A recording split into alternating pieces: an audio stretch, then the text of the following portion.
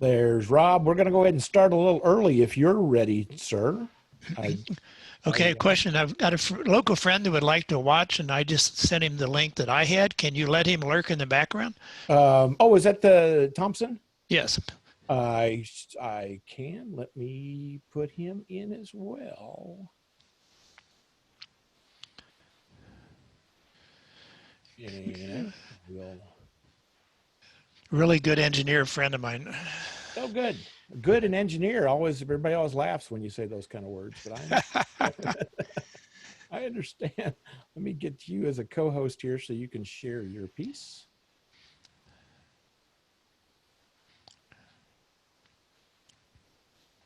All right, you should be good to share your screen. Okay. There it's going. All right, let me open that and go full screen.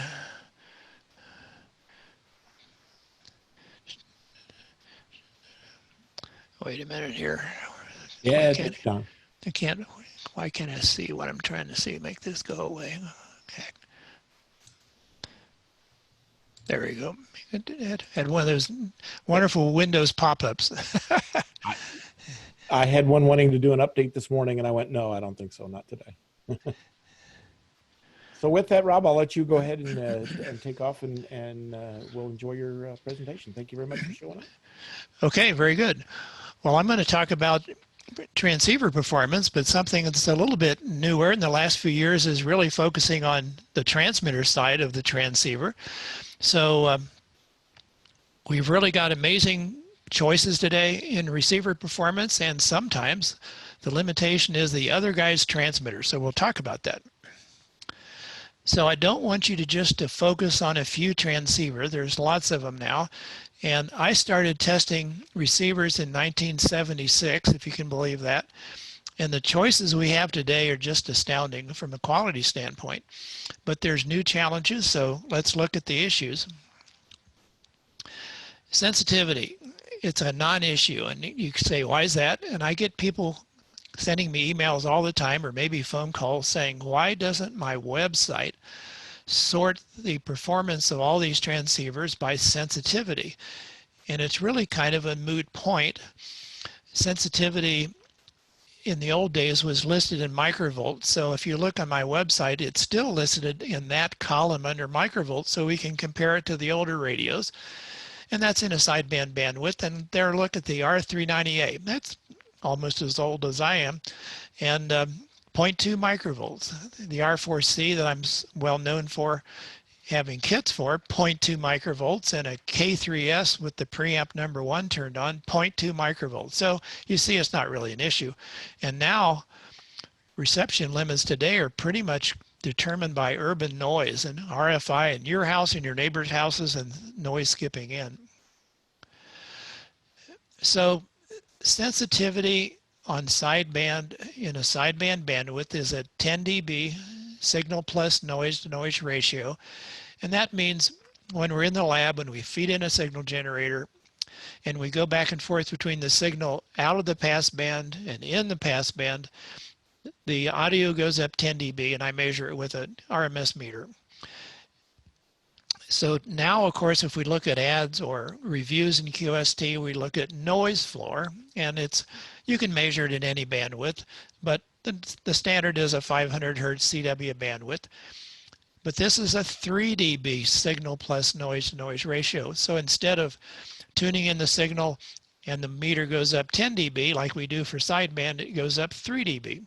And that means that signal that we're feeding in from the signal generator equals the noise floor. And there's those three same receivers in dBm, and you see they're the same. So just a different way to do it. But unfortunately, noise has gone up a lot over time. When I moved to Denver out of college in 1969 and started looking at the band noise, which is really pretty low, and line noise was low, it's gotten worse. I'd say about 3 dB per decade as an approximation, maybe worse in your location. So we got lots of noise sources, whether it's line noise that the power company doesn't take care of very well recently, wall warts. All the transformers now are not just transformers, they're switching power supplies. And of course, we've got computers with switching power supplies and appliances with microprocessors. You know, your dishwasher, your washing machine, it's got a blooming microprocessor in it that makes birdies as a minimum. You know, light dimmers and on and on. And of course, we've got grow lights in Colorado that grow for growing pot in your basement. Whoopie-doo. So lots of sources of noise. Just a couple of days ago, I was comparing band noise at W0IVJ's house and mine. We were both using a Perseus receiver, and on 75 meters, my band noise out in the country compared to in Boulder, Colorado, was like 16 dB quieter. So local noise, urban noise is a big problem. So the other performance value is dynamic range, and that's what we've kind of been looking at for a long time. And we'll call it the magic 100 dB radio. Well, that didn't exist 20 years ago, but now it's not really that hard to choose to purchase a 100 dB radio, at least from 160 to 6 meters. You go above that, it's a different story, but that's a different subject. We won't get into that too much today. So what is dynamic range? That's the ability to, of course, copy and work weak signals with lots of strong signals nearby. And for a long time, once the the Drakes and the Collins and all those radios that had a preselector and a PTO and a band crystal, once those went away, we got these general coverage transceivers. They could receive the whole shortwave band. They were up conversion, meaning the first IF was above 10 meters and probably above 6 meters. And the test that we were starting to have in 1975 and on really didn't test much but the front end.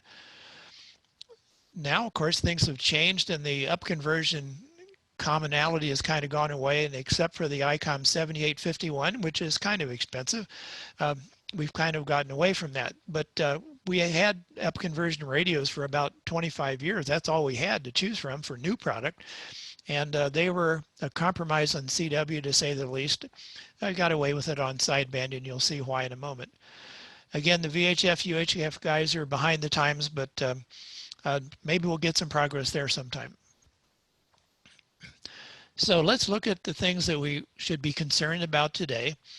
Well, we want to know the close-in dynamic range, and I'll explain what that is in another slide. And particularly on CW and like Ridicon testing, we need to know the noise floor, even though I said that sensitivity is really not much of an issue today, and particularly a problem in the urban environment, but we need to know the noise floor to make the dynamic range calculation.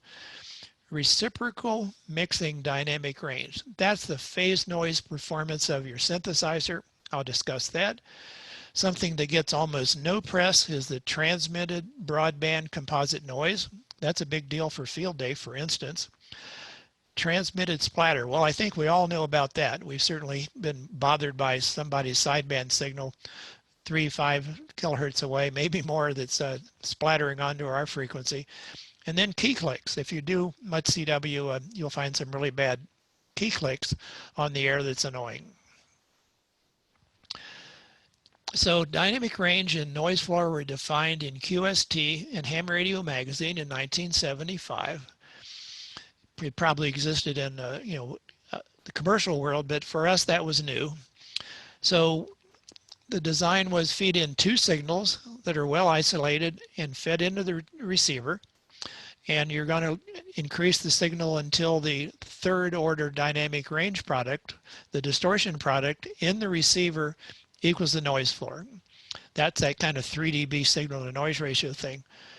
And that means that the receiver above that, signal stronger than that, can start producing interference in the radio. So we just as soon have to only deal with QRM that's out there in the world, not generated in our transceiver.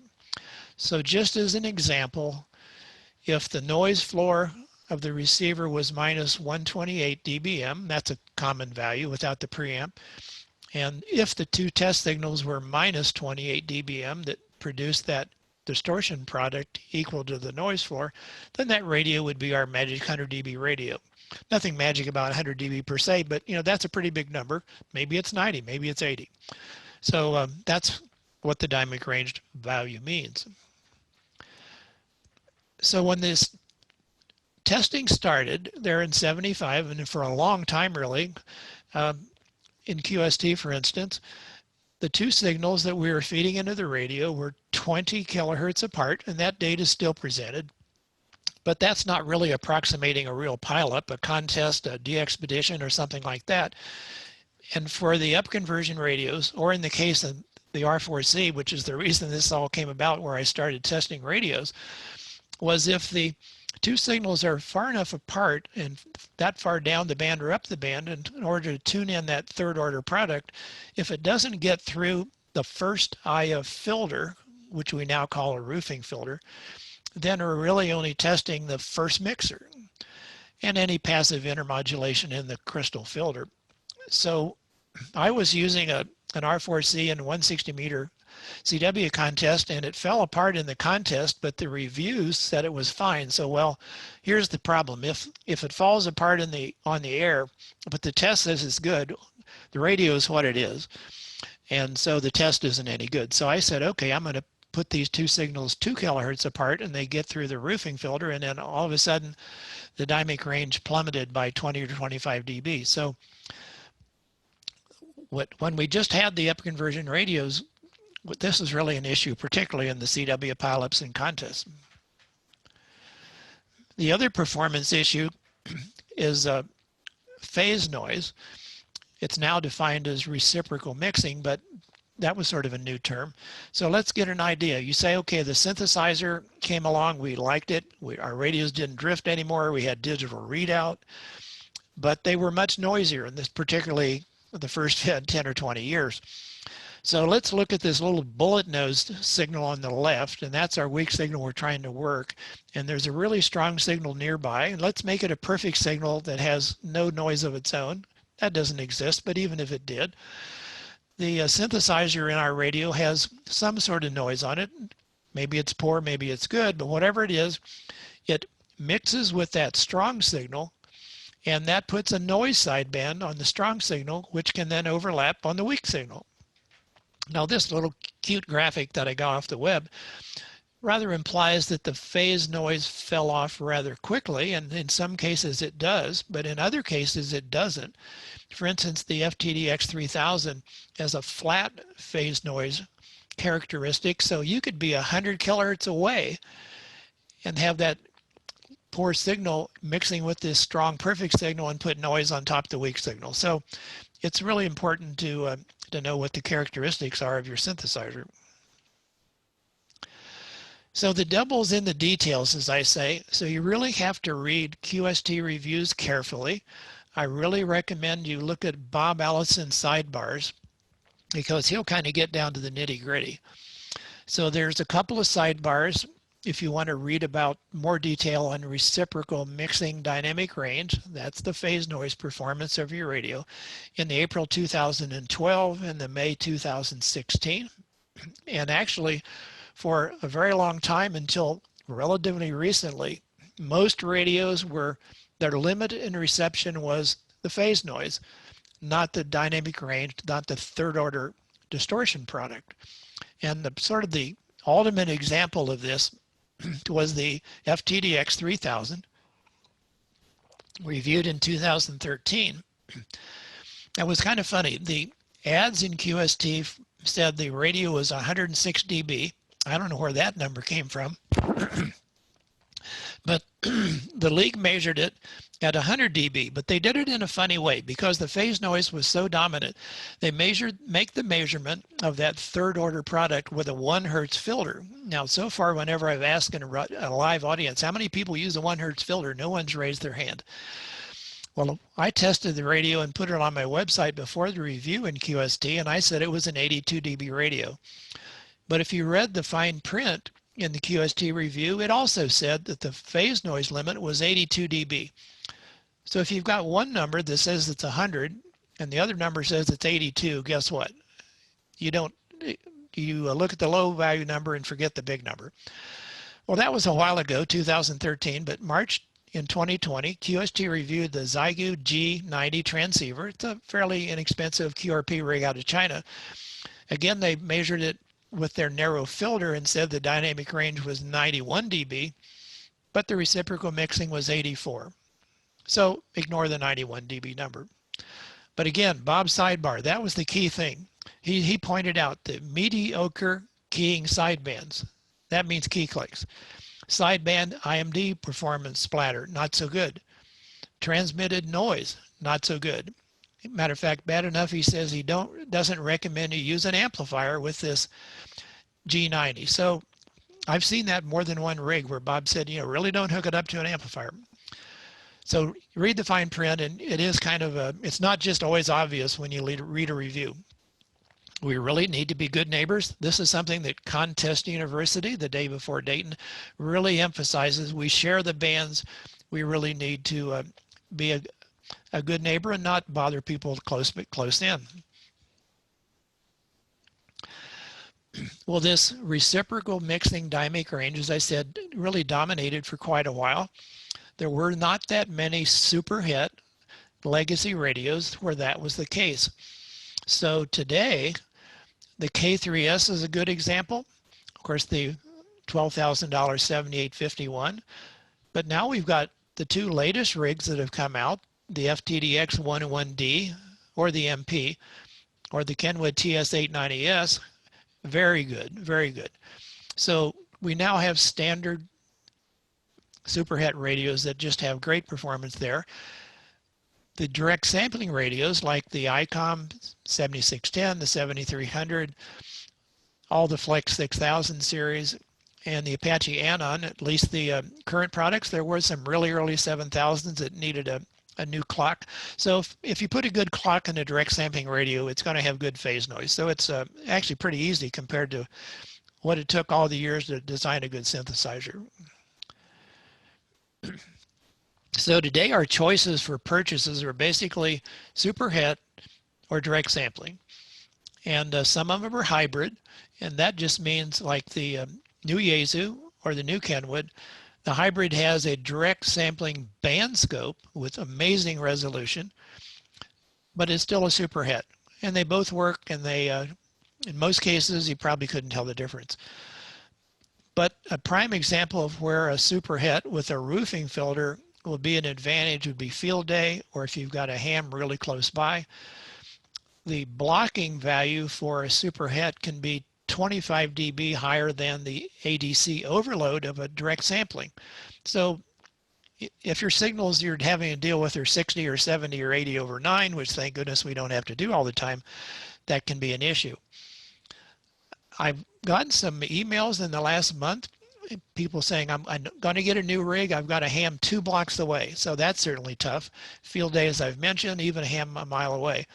So really the only practical limitation for the direct sampling is in really rough RF environments. They do have an LC filter in the front end, of course.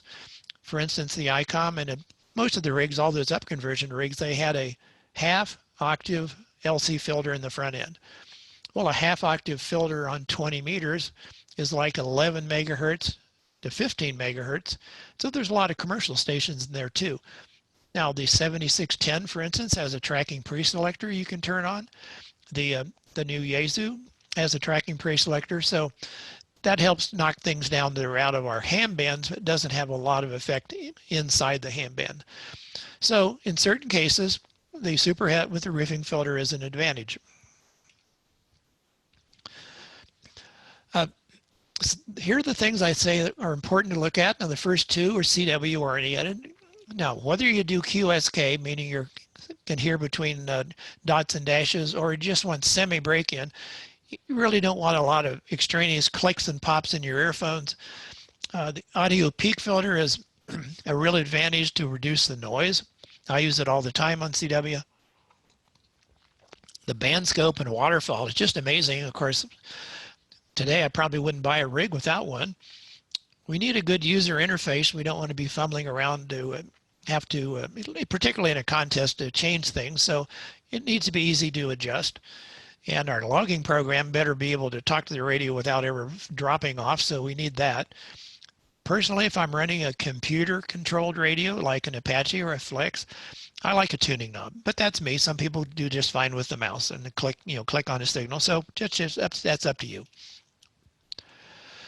So let's look at some numbers. And do you really need the best number out there for your performance of your radio? And I'd say you probably don't. Whatever you've got, let's optimize it. And that's what we'll cover here next.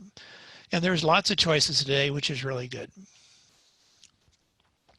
So I'm going to talk about performance up through 6 meters. The main 6 brands of transceivers today. If you pick one or the other, you can at least have a close-in dynamic range of 95 or better in some cases. Reciprocal mixing better than 100, and that's good because, like we found out, a single signal with transmitted noise or your own receiver with its local oscillator, it can only take one signal to have a phase noise problem where the dynamic range measurement requires at least 2. So if you've got the current ICOMs, any of the Flex 6000, the Apache 200, 7000, 8000, great performance. The Elecraft K3S, particularly if you have the new synthesizer, it's gone up from $200 to $300. Hopefully it's still being made. It's quite an improvement for the K3S in a tough environment. And then, as I mentioned, the 2 latest products from Kenwood and Yaesu. So if you're, let's say you've been running a Kenwood since a TS830 and you just want to be a Kenwood owner, well then you have no problem. Any of the brands that you've been happy with, if you want to stay with that brand, you can pick a radio that does really well. Performance above 6 meters and equipment's different story, but that's a whole different conversation. So here's information from my website. And to make it clear, this is the top 18 transceivers, not the top 18 listings starting from the top. And why is that? Well, for instance, the K3 came out in 2008, and there have been iterations of improvements in the K3S, so it shows up more than once. I think there's 4 on there. In one case, I was comparing a K3S to a Flex 6700 on 10 meters. So that's up there. Then the other thing is all these modern direct sampling radios, there's more variation in the dynamic range measurement with the direct sampling than with the classic superhet.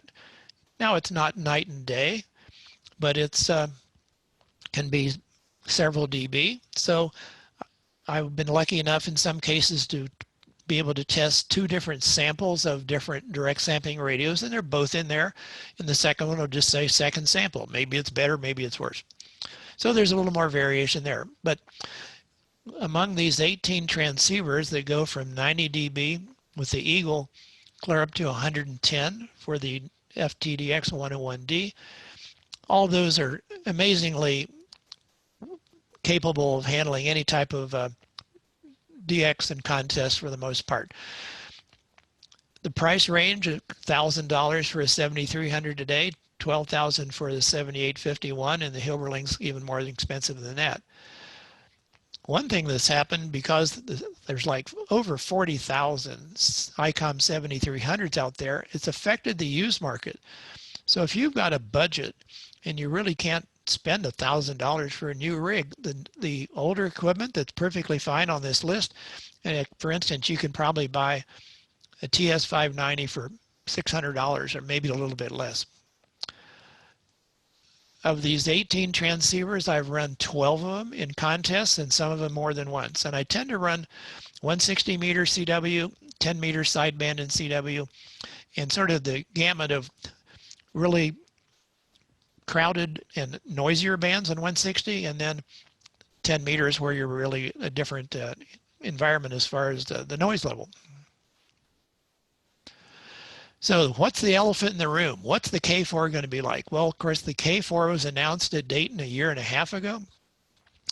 And I'm sure that Elecraft wished it had shipped by now. It's obviously taking longer than maybe they hoped. And also COVID came along and parts became hard to get. So now they're saying maybe it'll ship late August, maybe September, I don't know. We'll just have to see. But we do know the architecture, and you can make a pretty good guess how the K4 will play. So the basic K4, which will probably ship first, It's going to be much like an ICOM 7610. It's going to be direct sampling. It'll have 2 receivers. It'll have a big LCD display, and I'm sure it'll be a fine radio. It'll probably be a dynamic range around 100. I would say most of the direct sampling radios are between 97 and 103 for the most part, so you would expect the K4 to be about like that. The K4 HD, which has a separate superhet module and 4 roofing filters, that'll have the same architecture as the Yaesu FTDX11D. Now, why do I mention 4 roofing filters? Well, if you're a K3 owner and you have the second receiver, you might have 10 roofing filters, 5 in the main receiver, 5 in the sub receiver. That always seemed overkill to me. Well, in this case, if you buy the superhet module, you'll get a sideband roofing filter and a CW roofing filter and main receiver, and the same in the sub receiver. Total of 4, not more, not less, and I think 4 is perfectly adequate.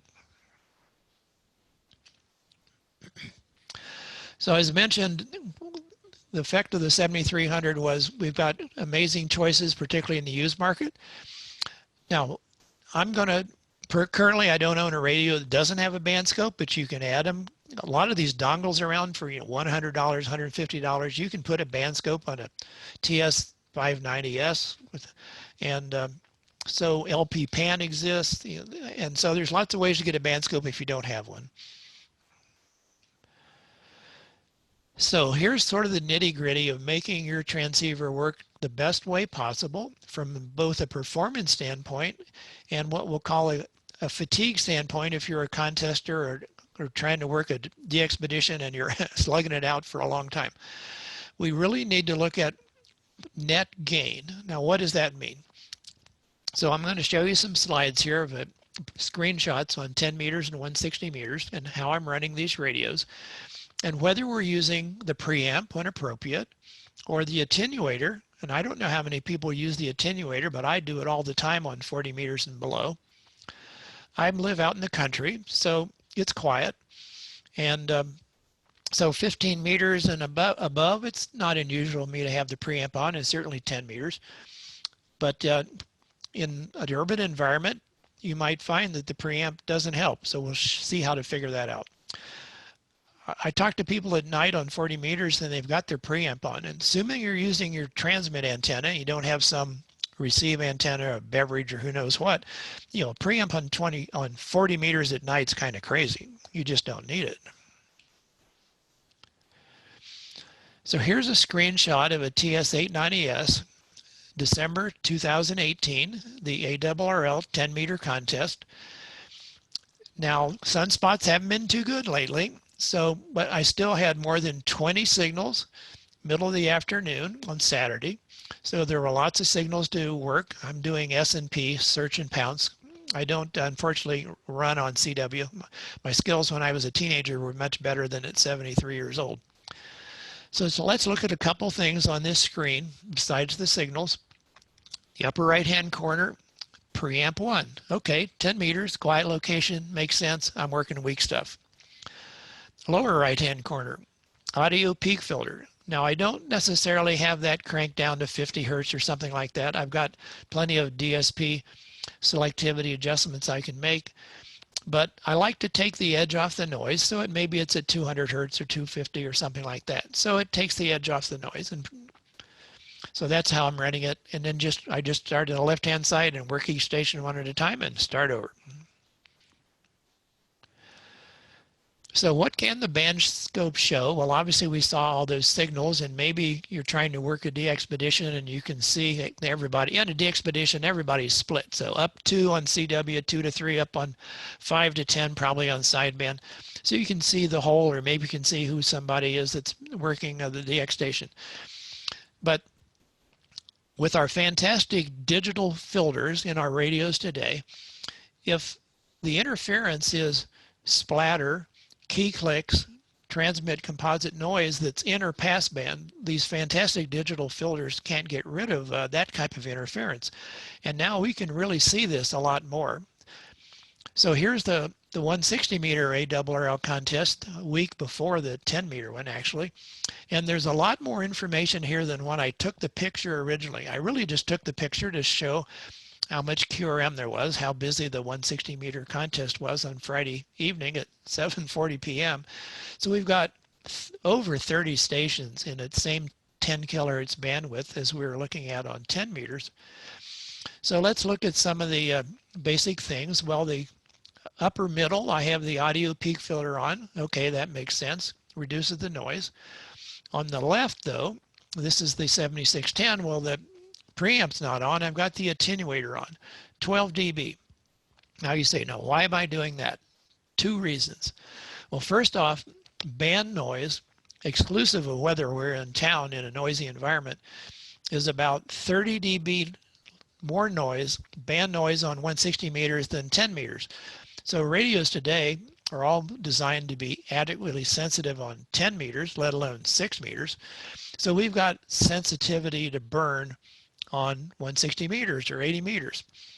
So generally I would be running the 12 dB attenuator, and this places the AGC threshold above band noise. When I'm tuning between stations, I don't want band noise to be brought up by the AGC to be the same loudness as all those stations I'm working. Now, admittedly, occasionally a signal is going to be weak. I'll turn up the audio gain control, the volume control, but that's like, 2% of the time. I did one contest a couple years ago because I like to compare radios. So if there's something new out there or something I haven't used for a while, I'll be sharing the contest time between two radios. I've got N1MM and multiple computer setups, so I'll just change chairs and I'll run radio A or radio B. So I was running the TS990S and the ICOM 7300. Now the 7300 only has one attenuator, 20 dB.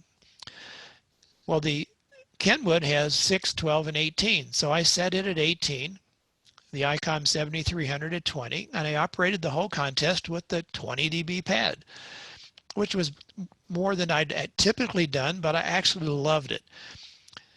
20 dB pad sounds like a lot, but considering 160 meter band noise at night, 30 dB worse than 10 meters, we've got sensitivity to burn, as I said.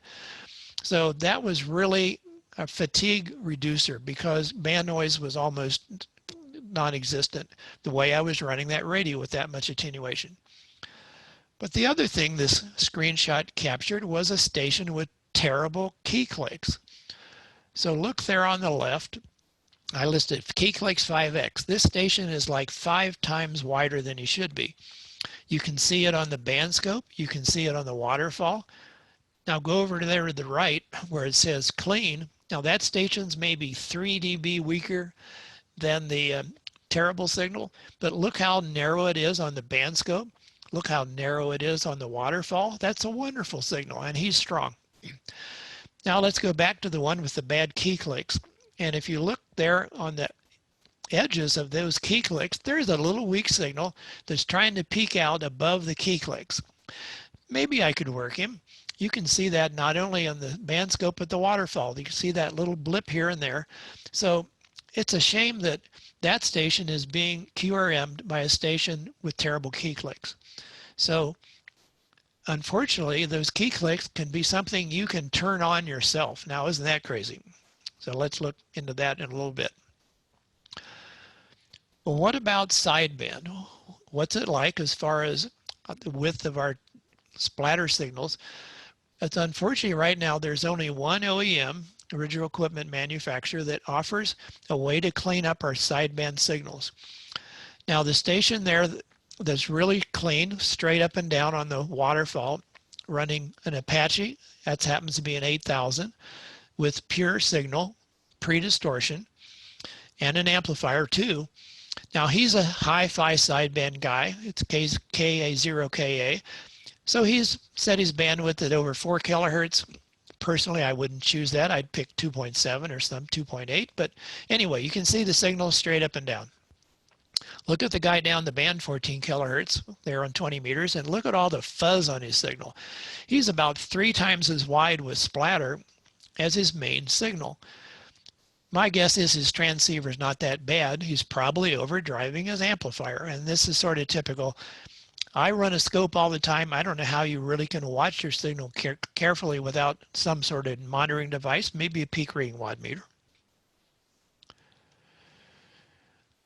Just briefly, what happens above 6 meters? 2 meters, 70 centimeters. Performance on 6 is a little bit worse than on 20, but not a lot.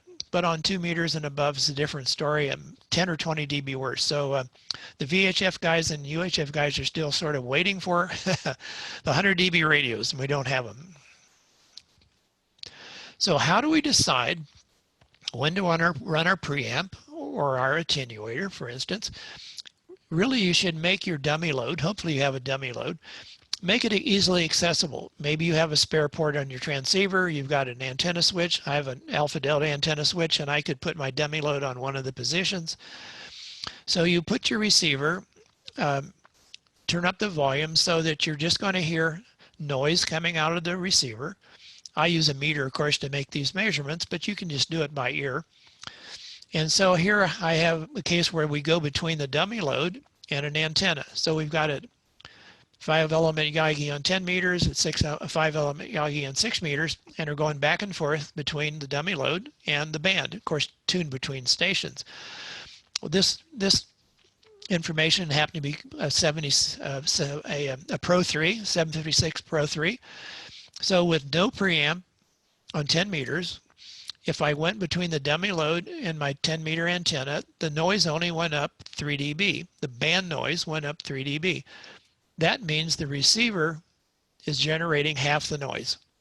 Well, we don't really want that, but if we turn on preamp 1, the receiver generated noise would be insignificant, like a half a dB worth. So preamp 1 on 10 meters makes total sense.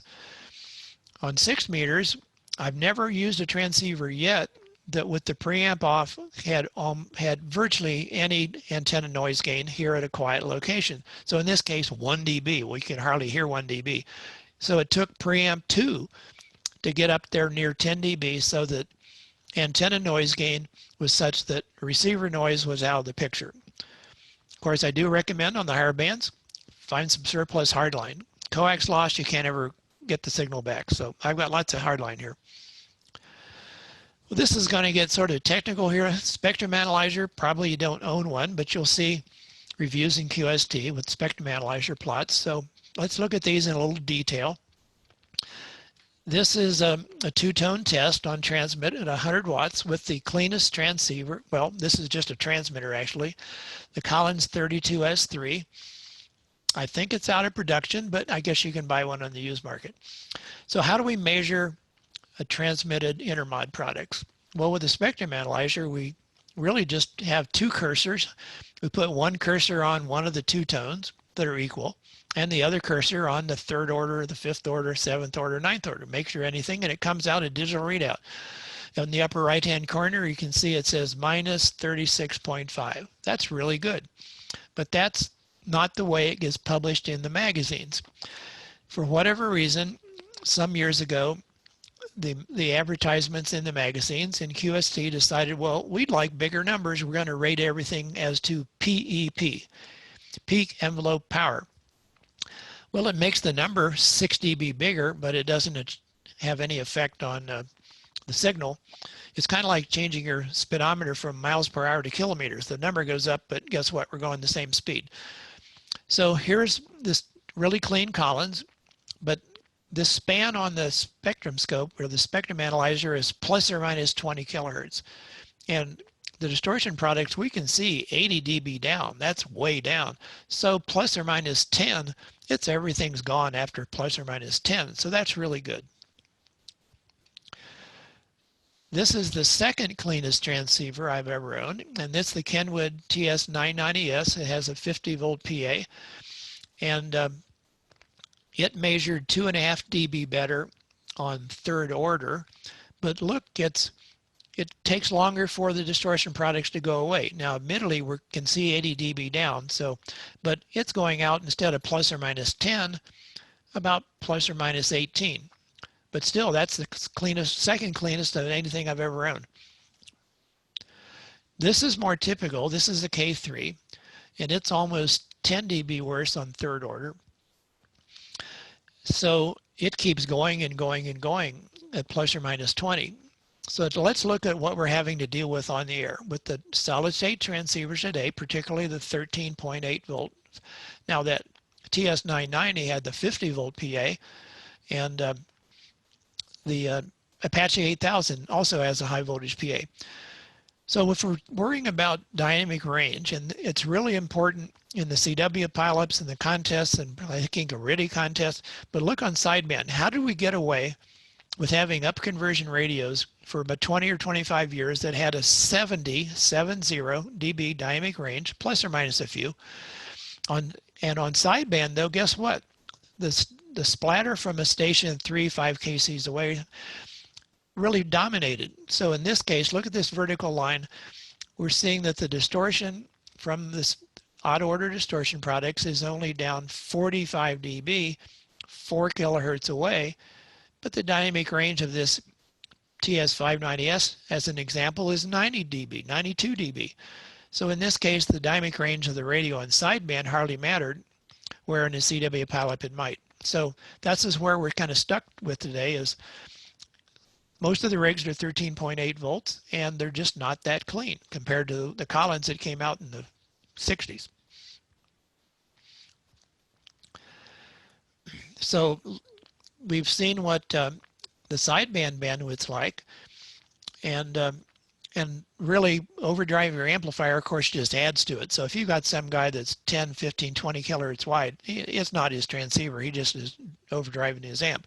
I use a sampler that picks off the signal after my amplifier. I use a Tektronix scope. Of course, you can buy the monitor scopes probably at a Hamfest, so you can see your signal. But let's look at CW and see what's going on there.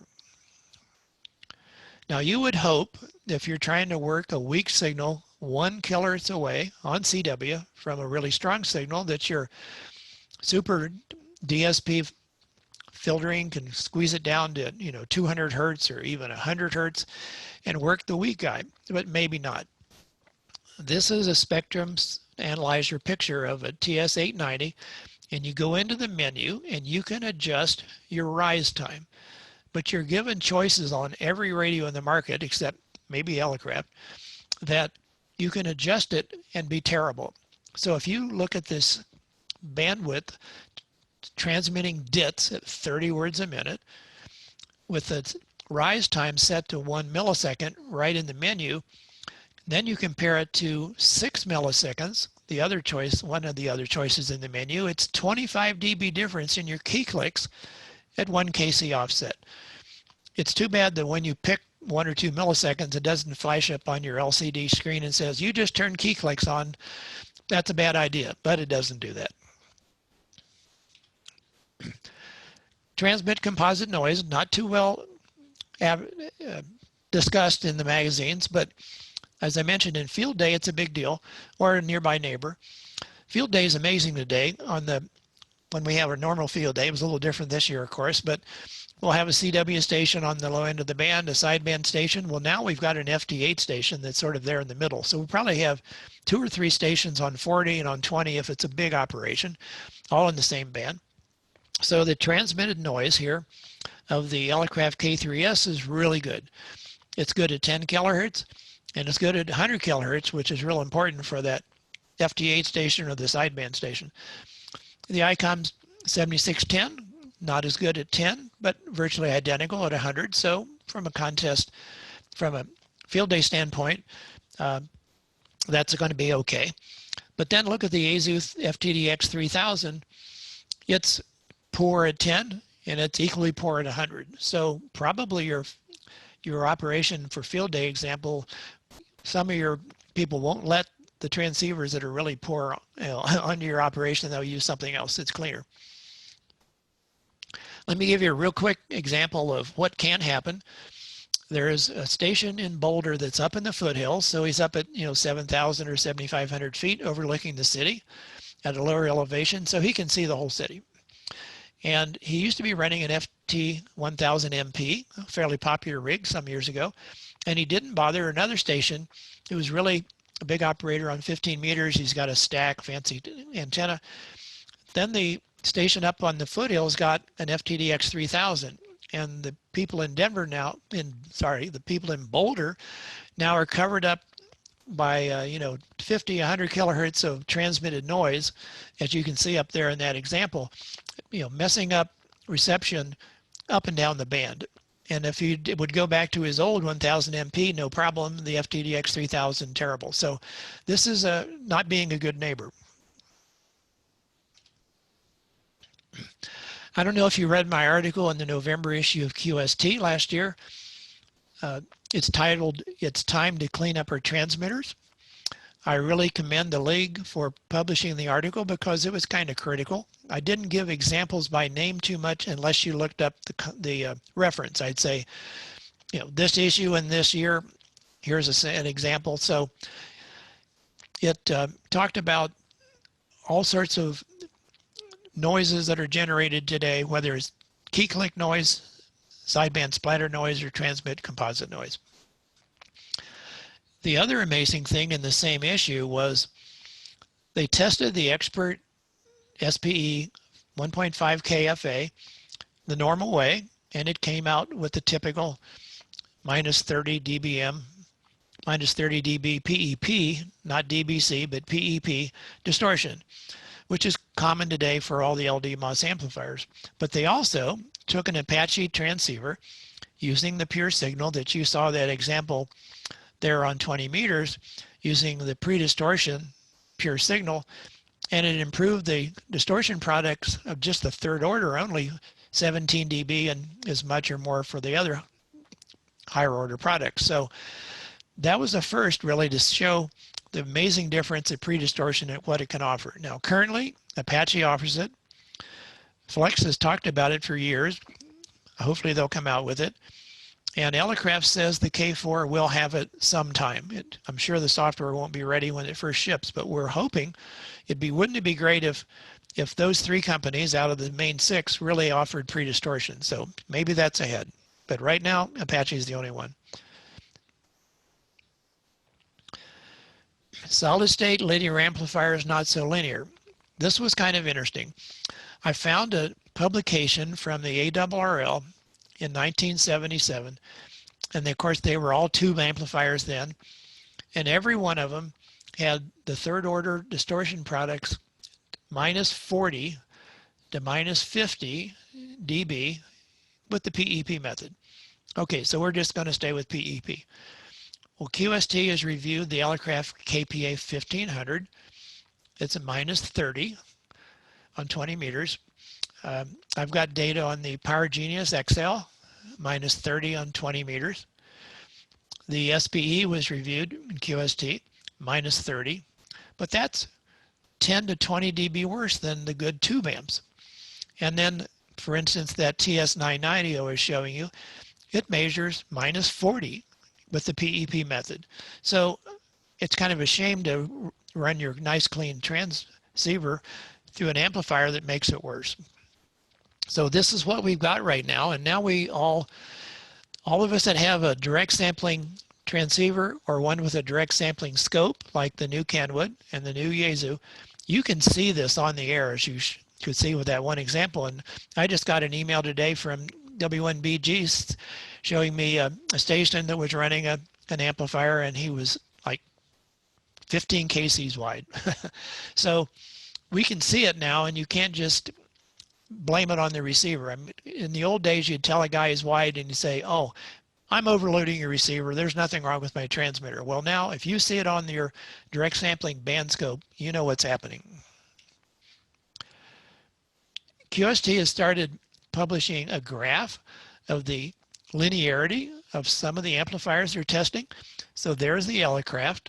We'll look at the red line, that's on 20 meters.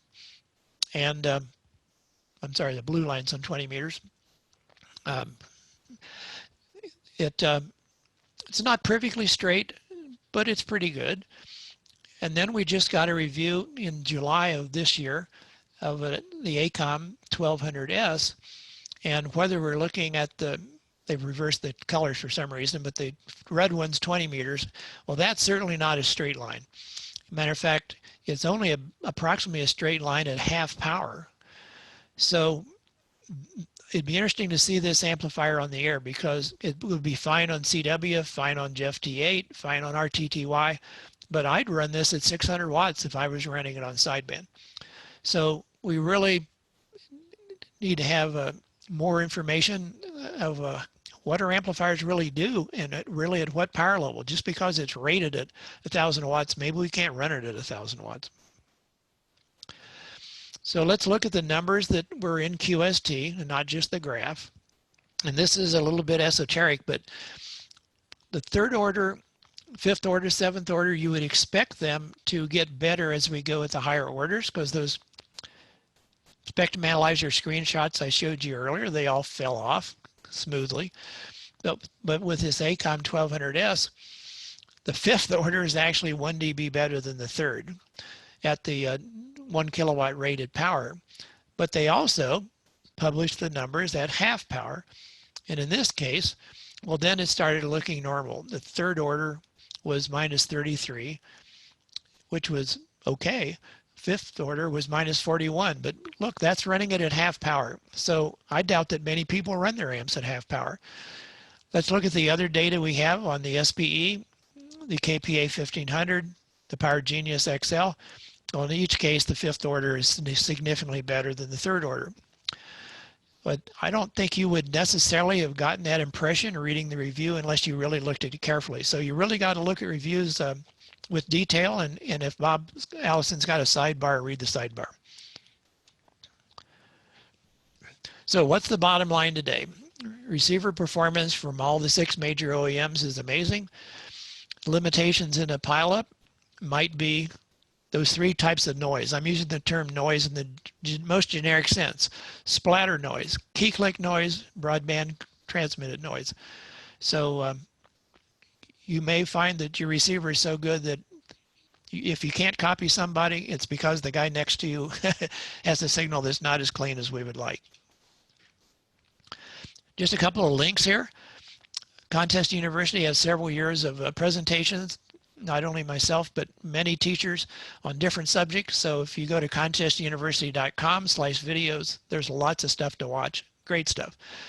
I also have sort of some train of consciousness comments that I sent to my friend Rick, DJ0IP, and he's published some of my comparisons between different radios and contests. That's kind of a long link, but if you send me an email, rob@nc0b.com, I can send you the link, or if you just search on DJ0IP and Sherwood shootouts, you can find it, and there's some fun stuff there.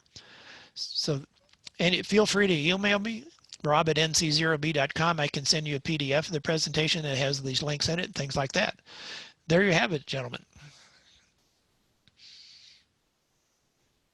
Rob, that's an amazing a bit of information in a short amount of time. It's like drinking from a fire hose. Yeah, and it really, if you glom onto 2 or 3 things, they say, I remember that, great, because it was kind of a fire hose. I admit that. That is the way it is. I've put, for all the folks listening, I've put the links in the chat piece, so you can go ahead and pull those out as they need to. But yep, you can always grab Rob or do some stuff here. First off, I don't know if there's any questions. I'll give some time to see if there's any questions. Give Rob some time to drink something to get his throat cleared out. But I know that while you were talking, I went and did a search on ICOM and Yaesu, and nobody advertised a key click generator switch on there. And several years ago, one OEM I won't mention, the rise time I measured it was 1.4 milliseconds, and I contacted them and said, this is not good, and they were stunned. They had no idea that 1.4 milliseconds was bad. What is your guess? When I was watching that, is that something digital that's being interjected in there, or is it just the analog circuitry that's reacting so quickly? It's the rise time. In another presentation, I have a picture of just a normal scope, but the faster the signal goes from 0 to 100 watts, the more it makes transmitted bandwidth. So it has to do with just the fact we're keying the signal on and off. I mean, if we just put a rock on the key, it's going to be 1 or 200 hertz wide. But hopefully when we're sending our report in a contest and everybody's 599, right? Well, That's what the contester just said an hour ago. That's right. Okay. So in that case, it's the fact that we're keying it on and off. And the faster we key it on and off, the broader it is. So it's actually the bandwidth, the function of bandwidth. It's not a digital. I was curious if it was a digital approximation that was failing as it was rising. No, it could be a totally analog, it could be a 32S3. Yep. It's the acceleration, if right. you will, that's getting you in trouble on that. Let me see if I have any questions. Got a lot of thank you very much statements, a lot of really good presentation pieces on that. And I don't see any questions on that, which means you've answered everybody's transceiver problems. They all know that you're supposed to go out and buy a Bofang now instead of a real radio, right? I've talked to Bob Allison, and he'll at the Dayton, how you could go get your HT tested. Yeah. And some of the stuff being shipped in from overseas is just awful. Doesn't even come close to meeting FCC specs. They're just terrible. Yep. We have Ham Holiday. We usually have a generator that, or a signal generator that we test a lot of radios, and we found the same thing, that you pick up any of those Bofangs, they just don't match the numbers, and they're fairly consistent on that, which is a bad thing. It's not a production problem; it was designed that way. And they'll have spurious outside the ham band. They might end up on an airplane frequency, or who knows where. Yeah, that couldn't cause any problems, could it? No. No, I'm about a mile from the airport right here in Norman right now, so I can see how that could be trouble. Have one question from Randy, one of our VHF UHF rovers. He's asking about VHF receivers. Any ideas on which are the best for VHF receivers? Okay, in a presentation I gave in the UK a couple of months ago, and that was focused on VHF UHF. We're kind of stuck. The equipment that's been out for 30 years, whether it's an FT 736R or an ICOM, 7275 or 9100 or whatever, really is old school. And as we go up in frequency, what gets worse? The dynamic range gets worse. The transmit intermod gets worse. The phase noise gets worse. The only new radio is really the ICOM 9700, which is kind of a big brother to the 7300, the same size, the same screen. It's direct sampling. I published it as a 75 dB radio.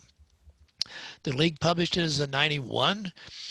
I have a graph that shows that it's a 91, it's an 86, and it's a 75, depending on where you measure it. So I got some really great feedback from the continent, from Europe and the UK when I was doing that presentation, because we've got some serious VHF, UHF guys that go to mountaintops. They'll have 20 dBi antennas, like 4 antennas in a H stack, kilowatt amplifiers, and they're really worried about transmitted noise, splatter, and all that stuff, and key clicks if they're on CW.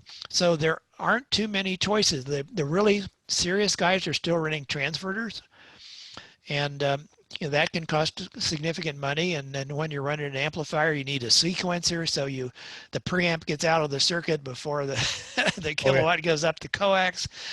I'm really happy with the improvement for me in a non-terrible RF environment when I went from my ICOM 275H, which was 30 years old, to the 9700. With the spectrum scope, you can see these terrible signals. As a matter of fact, there's a local net at 8 a.m. on a 2-meter sideband, and the guys that are running these brick amplifiers that are meant for FM, they're like 18 kcs wide if they're 10 or 15 over 9. So it'd be interesting to know if we can get some more competition, because the 9700 is a really nice rig, but not for this super competition guy. But that's the only thing that's been new in years. So it's kind of, we're really lucky at HF, and we're not so lucky at VHF and UHF. So you got a really strong answer there, Randy, that go pick one and you'll do well with it. that 9700 looks like a good radio. It looks like one to go chase down. We'll see how it works, but oh well. Any other questions for the group for Rob before we let him go back to enjoying life in Colorado? Please send some in. I don't see any at this point. So I will thank you very much for your presentation. Appreciate your time. Well, very good. It was an honor to talk to your group, and I was happy to meet some of you in Oklahoma just a few months ago. Oh, that was so neat that you were here. I was so sad I didn't get to come by, but please come back, and we'll when in other times, and we'll set up a deal for you. Okay, very good. 73 Thanks. to everybody. Thanks so much. See you later. Bye.